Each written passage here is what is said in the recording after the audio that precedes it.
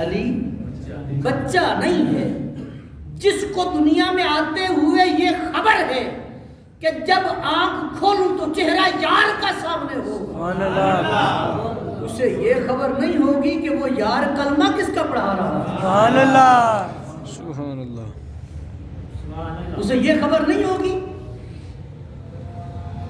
حضور فرماتے ہیں انا مدینۃ العلم وعلی بابھا، میں علم کا شہر ہوں، علی اس کا دروازہ ہے۔ سبحان اللہ، مجھے بتائیں جس نے یہ فضیلت عطا کی ہے اس نے یہ نہیں بتایا کہ محمد کریم علیہ السلام آپ حق پر ہے، اس نے یہ نہیں بتایا۔ عزیزان گرامی قدر، اگر مزید آپ اس میں دیکھتے چلے جائیں آپ کو بہت سارے ایسے اوصاف نظر آئیں گے کہ مولا علی پاک آپ کو حضور کا کتنا قرب حاصل تھا۔ حضور مدینہ کے لیے ہجرت کر کے نکلنے لگے، مدینہ کے لیے آپ نے واقعہ سنا ہوگا، یقیناً سنا ہوگا۔ حضور نے اپنے بستر پر کس کو لٹایا؟ سبحان اللہ، مولا علی پاک کو، مولا علی پاک کو لٹایا اور فرمایا کل امانتیں واپس کر کے مدینہ آ جانا۔ سبحان اللہ، کل امانتیں واپس کر کے مدینہ آ جانا۔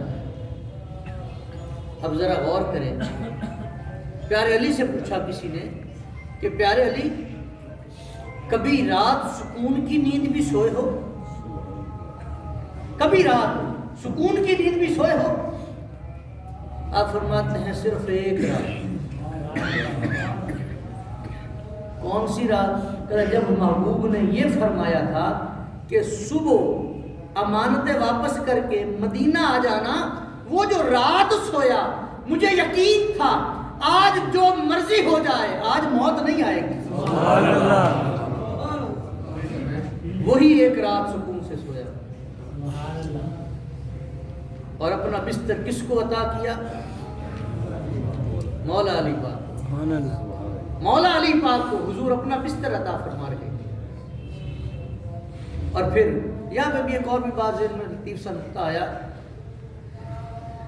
بڑا تعجب ہے، بڑا تعجب ہے کہ کفار نے آپ کے گھر مبارک کا محاصرہ کیا ہوا ہے۔